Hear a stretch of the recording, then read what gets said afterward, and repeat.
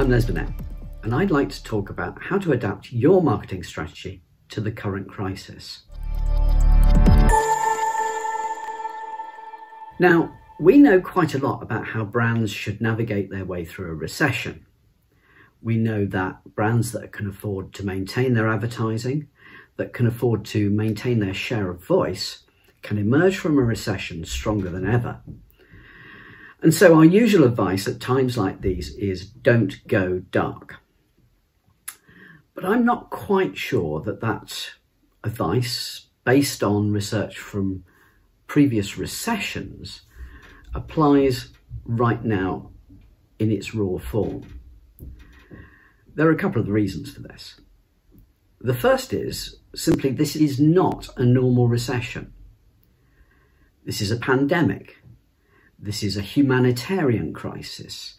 In many ways, this is more like a war than a recession. There will be a recession. We're probably going into recession now, but that's only part of what's going on. And the second reason why I think we need a more nuanced approach to all this is that different businesses are facing very different problems. Some businesses are actually thriving right now. Others are completely shut down. I don't believe there's a one-size-fits-all solution to this crisis. Rather than give you some simple rules or a simple pronouncement about what you should do, I'd like to outline a framework for thinking about how to respond and how to adapt your marketing strategy so that you can survive, adapt, and ultimately recover stronger than before. So I'm going to talk about how businesses need to manage supply and demand, how businesses need to use all four of the marketing P's to keep supply and demand together and in sync. And I'm going to talk a bit about the role of advertising within that and how to adapt your advertising strategy. But first, I think we need to really understand why this crisis is different from a normal recession. Now, it's been a very long time since we faced a crisis of this magnitude. Most marketers alive today have never experienced anything like this. And so it's obvious and understandable that they should turn to history as a guide to how to behave. And there's an obvious place to look. We have a big body of research on previous recessions.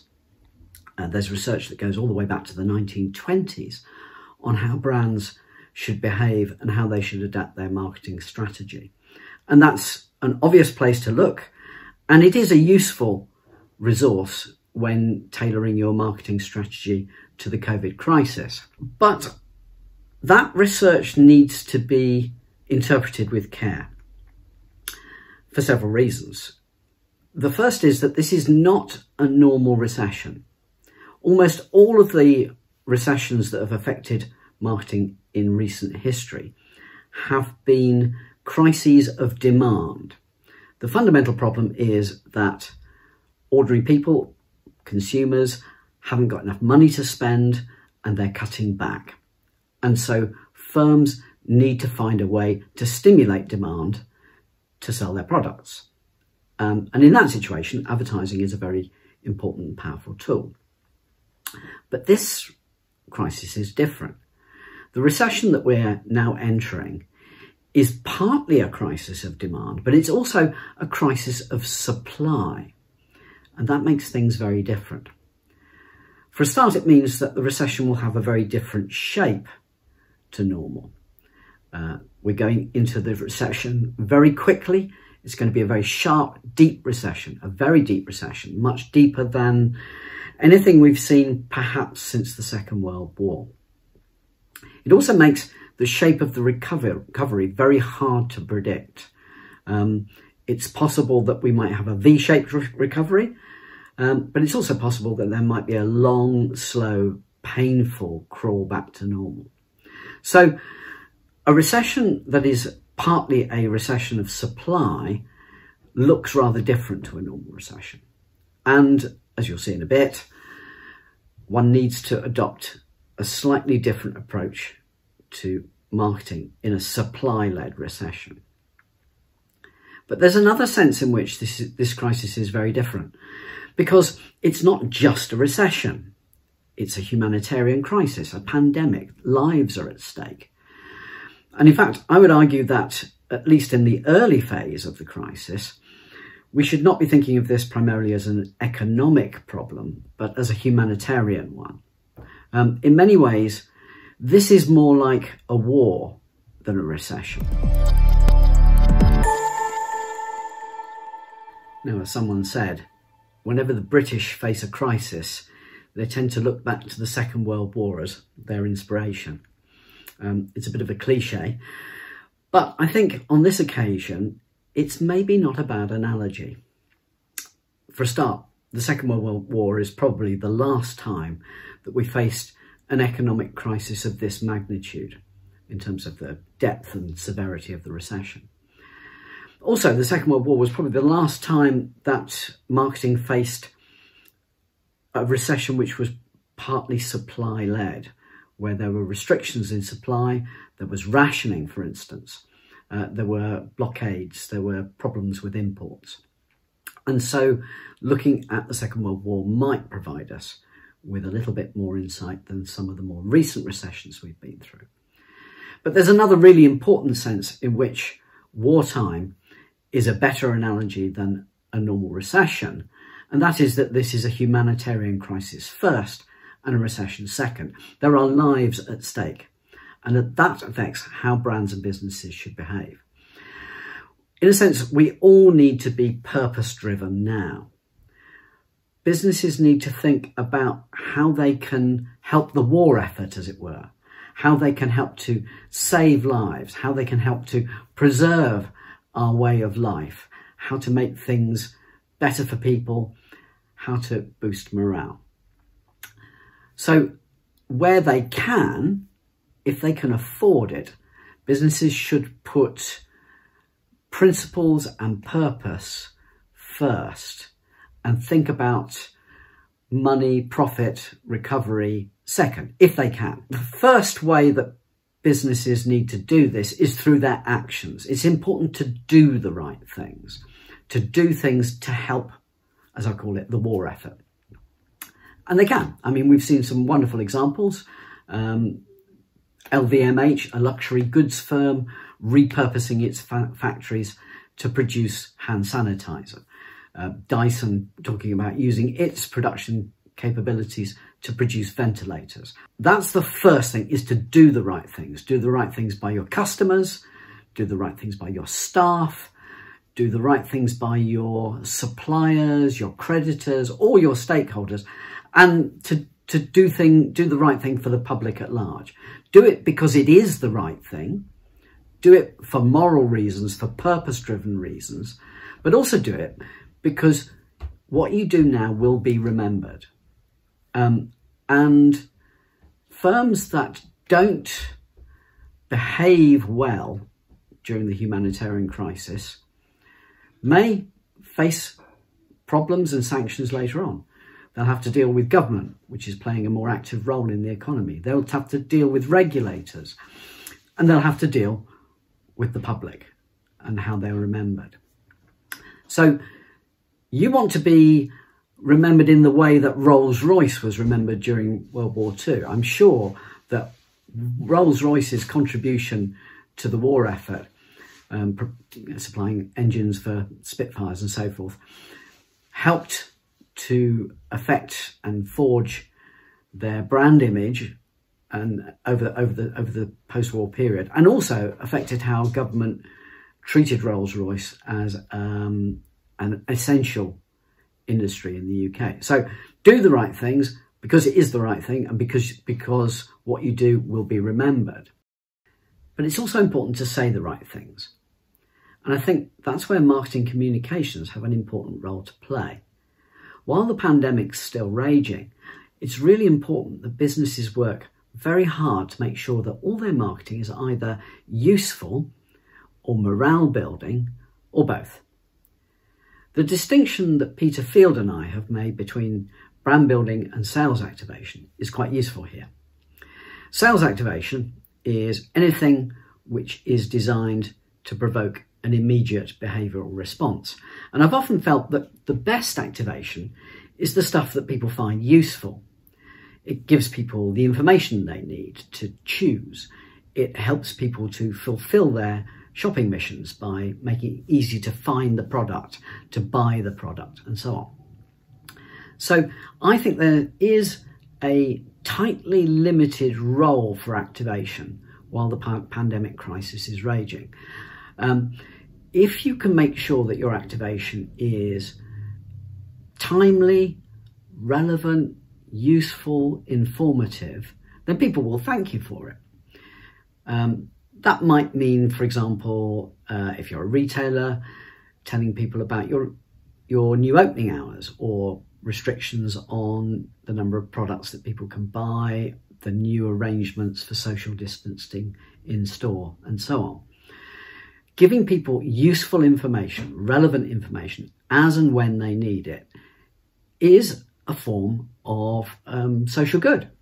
And the use of things like programmatic to make sure that these messages are tightly tailored to people's needs right now could make this even more useful for people.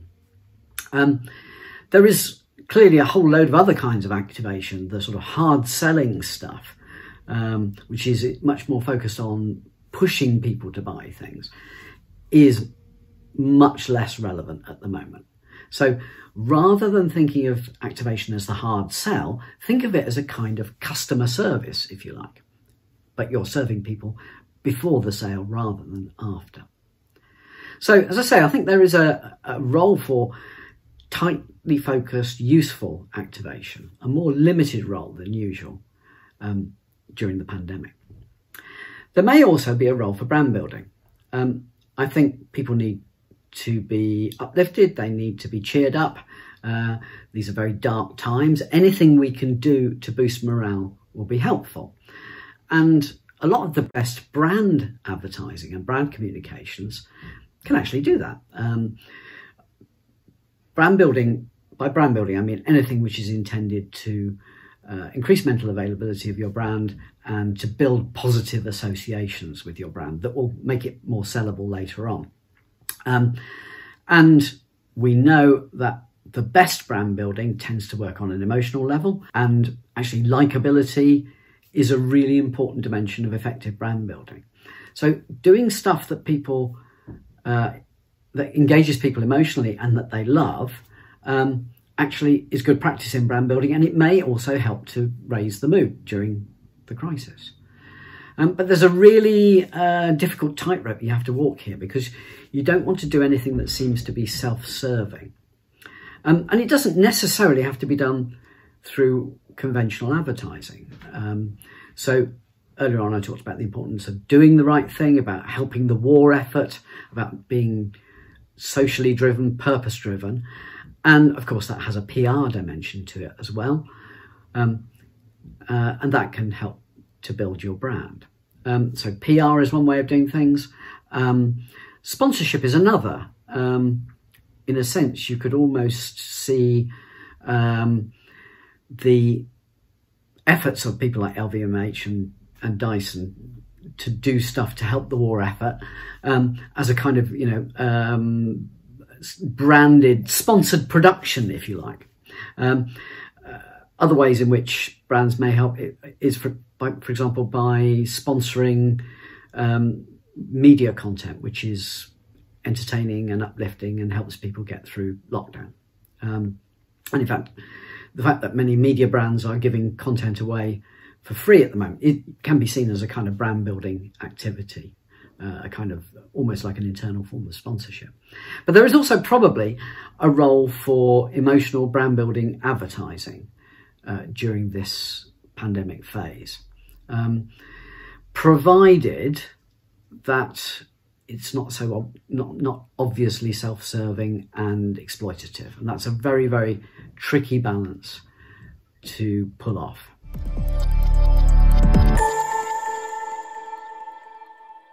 Eventually, The pandemic will subside and the humanitarian crisis will pass, but the economic crisis will remain and may even deepen.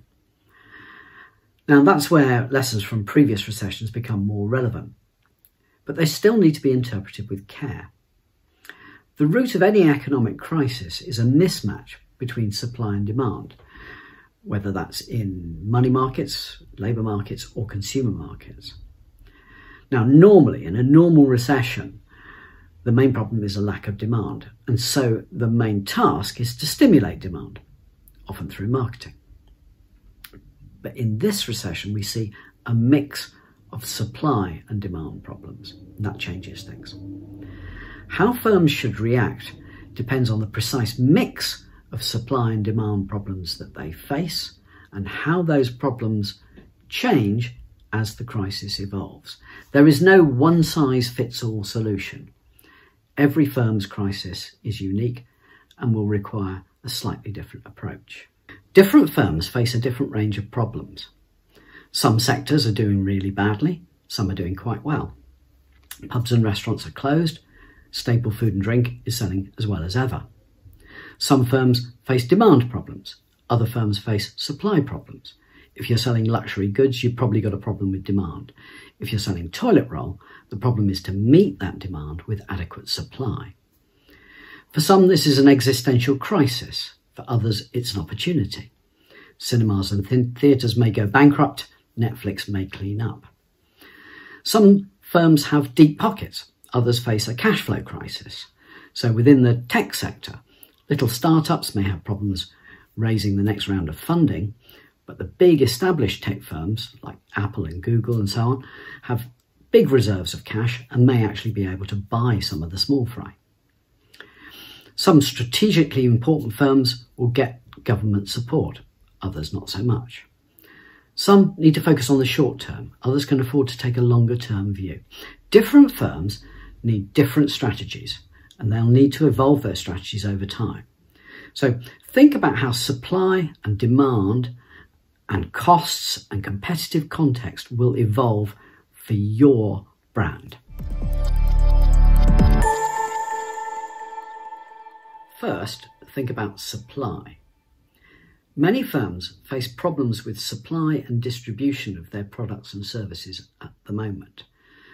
Sometimes they're simply inaccessible to customers, or there may be shifts in demand which have caused unexpected shortages, or there may be staff absences or other disruptions to the supply chain.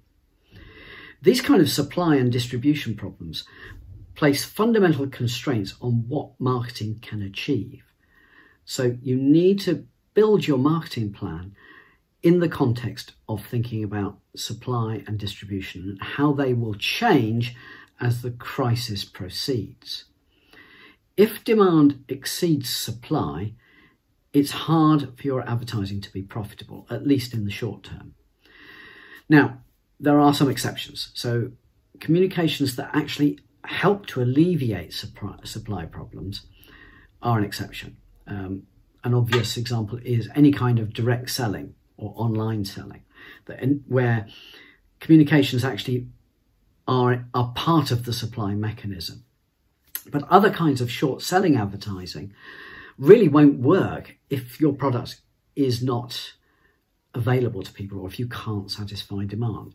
So there is a much smaller role for that kind of hard sell activation during the supply constrained phase of the crisis for some businesses. Brand building doesn't face quite the same problem.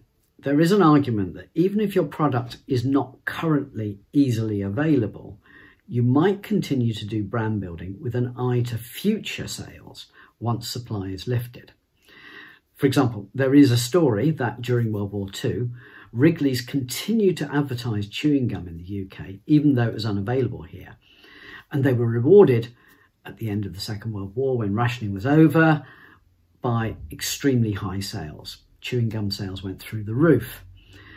So if you've got the pockets for it, there may be an argument for continuing brand building advertising at a certain level now, even if you've got supply problems, with an eye to the future. But this does require great sensitivity. I mean, get it right and you could boost morale, as Wrigley's did during the Second World War, and strengthen your brand for the future and be rewarded with great sales when all this is over. But get it wrong and you could annoy people and you could look irrelevant and opportunistic. So it has to be done very carefully.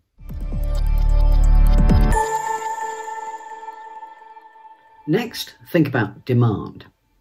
Some categories do much better than others when times get tough. Demand for yachts goes down, but demand for baked beans goes up. So think about how demand will evolve in your sector over the short, the medium and the long term. First, the short term, the lockdown. Can your brand capitalise on the retreat to a simpler, thriftier, more home-based lifestyle? Or could it be adapted to that world? Or do you just need to wait for the lockdown to end? Then the medium term, the recession. Can your brand thrive when people are cutting back financially? Can you adapt it to a less affluent world? Or do you just need to wait until the good times return? And then the long term, the recovery and beyond. Is there a long-term marketing job for you to do to ensure that people remember you and come back to you when all this is over?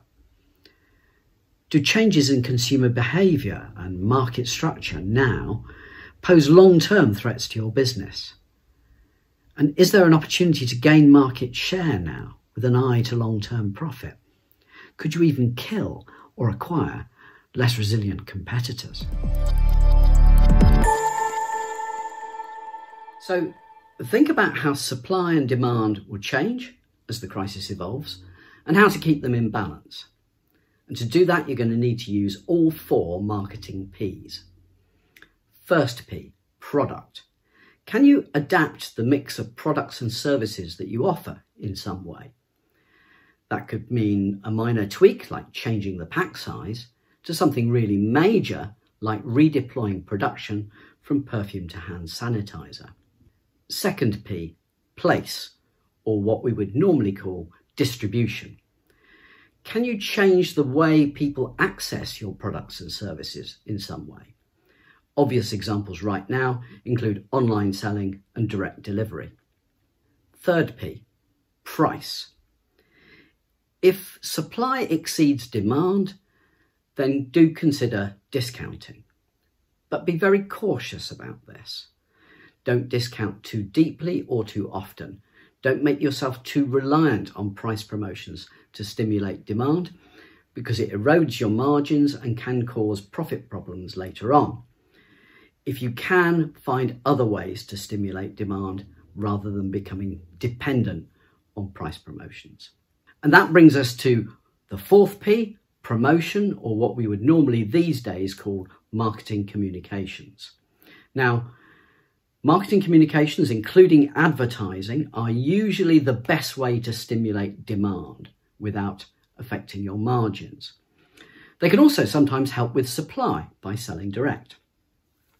Now, the ROI from advertising and other marketing communications depends on those other 3 Ps, on the mix of products and services, on the way you deliver them, on your distribution and your supply, and on your pricing and your margins. So get the other 3 Ps right first before you start to communicate. The ROI from marketing communications also depends on the competitive context.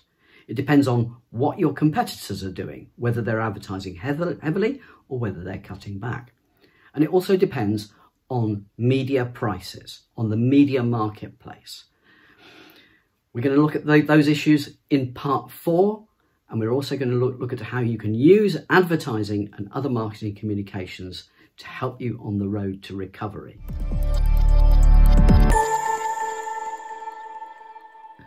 So think about the marketing context. Think about what the competition are going to do. Think about what's going to happen in the media marketplace. And think about media prices, because there may be some opportunities here. First, think about the competition. Less competition may make this a cheap time to gain market share, because in many categories, long-term market share is driven by advertising share of voice, not absolute spend. So if cash-strapped competitors are cutting their budgets, – this is a cheap time to buy share of voice and so gain market share. You may even be able to cut your spend and still grow if you cut less than your competitors do. Secondly, think about the media marketplace, because falling media prices may make this even cheaper. When times are tough, demand for ad media shrinks, but supply, measured in eyeballs, is much less elastic for most media.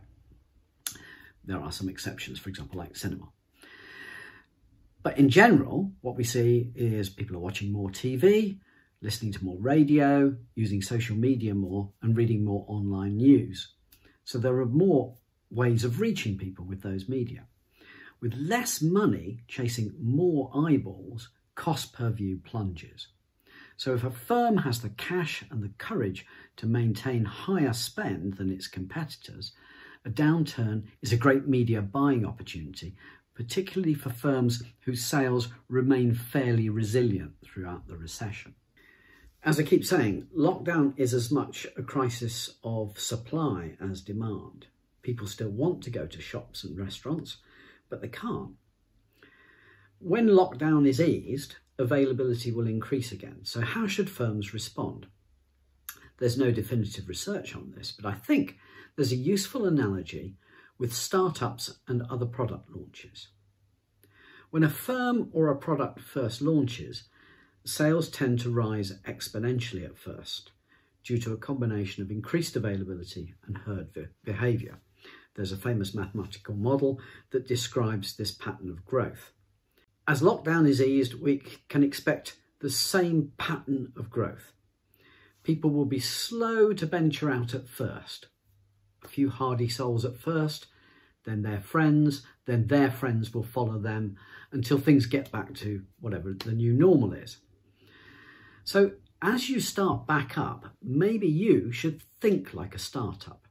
Imagine you're launching your business from scratch, where you have to build supply and demand in tandem. Advertising can help that process in two ways. First, ads can accelerate growth as lockdown is eased. Second, ads can help firms reach a higher normal level of sales once all this is over. Our analysis of the IPA data bank shows that new products and businesses are unusually responsive to advertising. And the same may be true for products and services that are emerging from lockdown. It may only take a little nudge to get people rushing back to buy your brand. So, if your supply will only increase slowly, keep ad spend modest at first. Otherwise, you risk being overwhelmed with demand that you can't fulfill. Then increase spend as capacity improves. But if your supply can be turned back on quickly, you may want to advertise heavily to shift units straight away.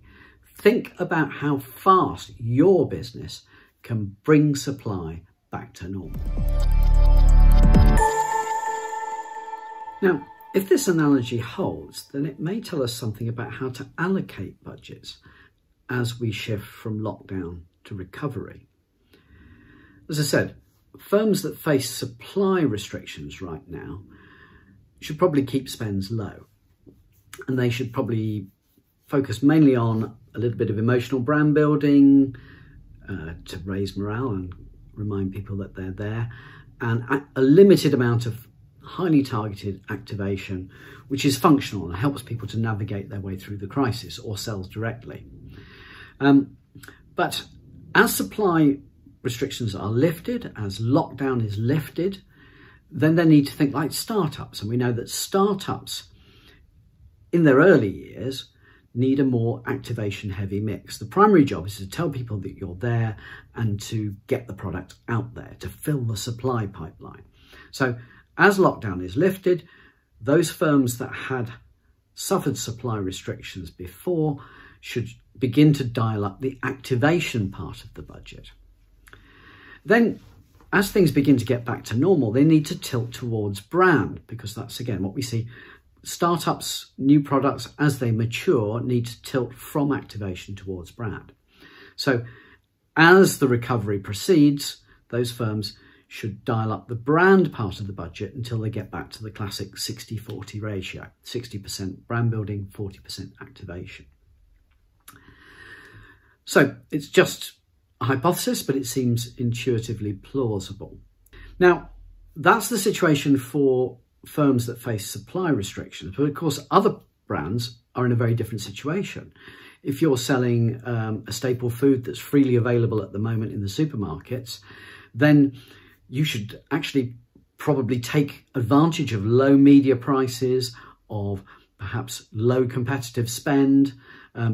You should go heavy with brand building, buy share of voice in order to gain long-term market share, exploit the buying opportunity of the recession. So those products and companies that don't face supply restrictions will need quite a different brand activation mix, much more brand heavy right now, and much higher spends right now. So I hope it's clear that different firms need to adopt quite different strategies as they move from lockdown to recovery. Some firms need to cut their spend, keep their powder dry until supply restrictions are eased, and then slowly tilt back from activation to brand. Others can afford to spend heavily now and take advantage of cheap media to buy high share of voice and hence gain long-term market share. Which way you jump depends on the precise set of circumstances facing your brand. So you need to ask yourself some questions. What are my supply constraints and how will they evolve over the next 2 years? Given the constraints on my business, including constraints on cash flow, what can I do right now to help people through the crisis? How can I help the war effort, as I put it earlier on? And how will the crisis affect demand for my products and services over the short, medium and long term? Given all that, how can I use all 4 marketing Ps to keep supply and demand in sync over the next couple of years? Should I change the mix of products and services that I offer? Can I find new ways of distributing them? How should I manage my prices, bearing in mind that price signals things about my company, about my reputation, about my brand image? How will my competitors behave? Is this a good time to gain market share at their expense? What will happen to the prices of advertising and other marketing inputs? Is this a good buying opportunity? Does cash flow force me to cut ad spend, or can I use cheap media now to buy share of voice and hence market share? Do supply constraints mean I should turn advertising back on slowly through the recovery, or should I use the full force of advertising to restore demand quickly back to its former level or even higher? There are no simplistic answers to these questions, but I hope this presentation has given you a framework for thinking about the problem. Thank you.